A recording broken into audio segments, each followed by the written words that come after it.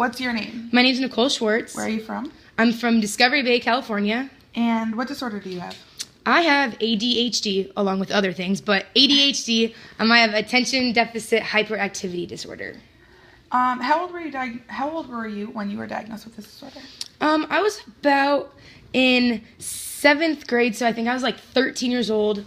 My brother was diagnosed as well around the same time. He was in 9th grade. My mom was diagnosed back in the day because she's old now, but she was diagnosed with it when she was younger. How did your mom and doctors and everything reach this diagnosis? Like, how did you act when you were younger before you were diagnosed? So like when I was younger, I had really extreme trouble like sitting in class and focusing on taking tests.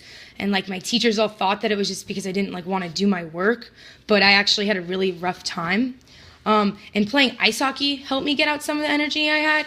But sometimes even like at practices, I would be so off the wall that it was so hard to focus.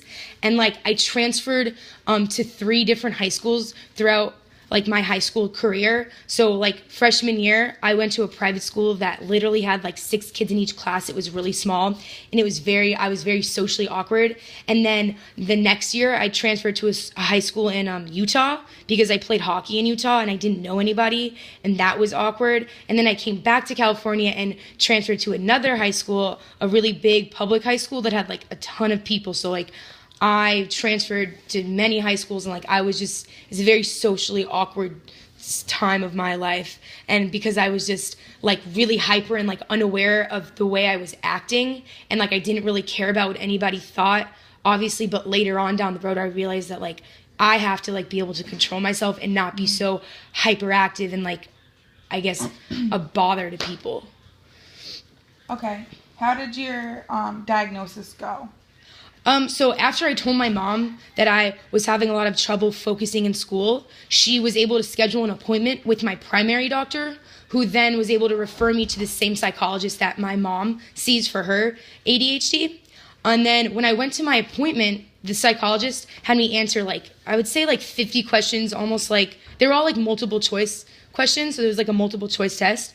The questions were all about like my symptoms and how well I did in school and my family history. And she also gave me a question. She also gave my mom a questionnaire to fill out based on the history checks that she did. And she ended up diagnosing me as well as with my brother and my mom. She ended up diagnosing me with ADHD.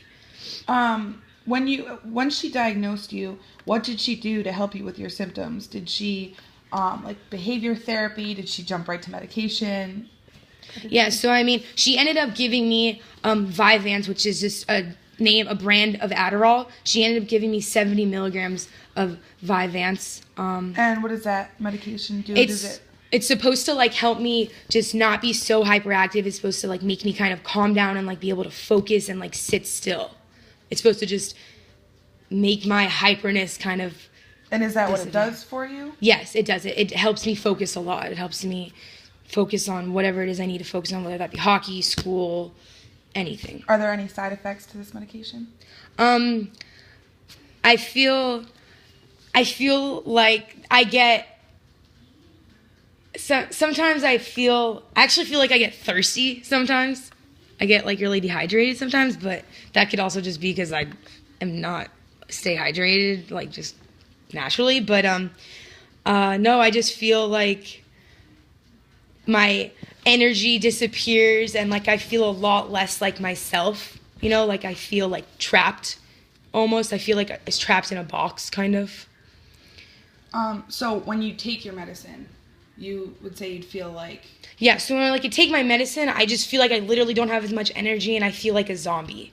And I feel trapped, like I feel stuck. Like I can't really be myself, but at the same time, like I know I need to take the medicine. Right. So when you're not on your medicine, you feel more like yourself. Right. So like when I'm not on my medicine, I feel a lot more like myself. Like I never stop talking and I love to talk and I always have to be doing something and like always want to be moving, and I know that people definitely find me annoying, but like that's just how I am naturally. But when I'm on my medicine, like I'm not as hyper, I'm like a lot more focused, like I said earlier, and like I just am kind of like there, you know what I mean? It's not that I don't talk when I'm on my medicine, I'm not like a mute, you know, but like I'm definitely a lot less hyper and a lot less like myself for people who know me.